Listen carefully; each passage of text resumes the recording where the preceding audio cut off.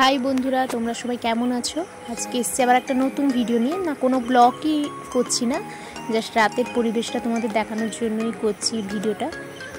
তো অনেকদিন পরেই দিচ্ছি ভিডিওটা। আর সবাইকে থ্যাংক ইউ সো মাচ, আর এই কম টাইমে আমাকে এতটা ভালোবাসা দেওয়ার জন্য। এরকমভাবে আমাকে সবাই সাপোর্ট করো, পাশে থেকো। ডিউটির পর দেখো কীরকম অবস্থা, ট্রেন যাচ্ছে, দিয়ে দাঁড়িয়ে আছে গাড়ি। সত্যি আমরা বড় হয়ে গেছি, তাও কিন্তু এই ট্রেন যাওয়াটা আমরা এখনও দেখতে থাকি, খুব ভালো লাগে জিনিসটা। তো এরপর গাড়ি ছেড়েই দিয়েছে, এবার যাচ্ছি, পুরো ক্লান্ত পথচারী হয়ে যাচ্ছি।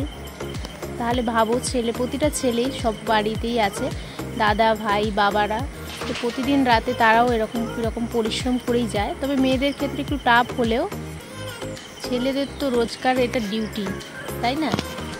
তো তোমাদের সবাই আশা করি ডিনার হয়েই গেছে। তো আমিও একটু আগেই বাড়ি ফিরলাম। আজকের পরিবেশটাও বেশ ভালোই ছিল, হালকা হালকা হাওয়া হচ্ছে, মেঘ করছে। আর প্রতিদিন আমাদের এই যুদ্ধ করেই জীবনে চলতে হয়। সত্যি কথা বলতে আমি একটা জিনিসই এইটুকু টাইমে ফিল করতে পারলাম, যে প্রতিটা বাড়ির বাবা দাদা ভাইরা কীভাবে সারাদিন পরিশ্রম করেও পরিবারের সকল দায়িত্ব নিয়ে আমাদের খেয়াল রাখে। তো এখনকার মেয়েরাও হয়তো নিজের পায়ে দাঁড়িয়ে গেছে। তো এই নয় শুধু মেয়েদেরই কষ্ট হয়, তো ছেলেদেরও সমানই কষ্ট হয়।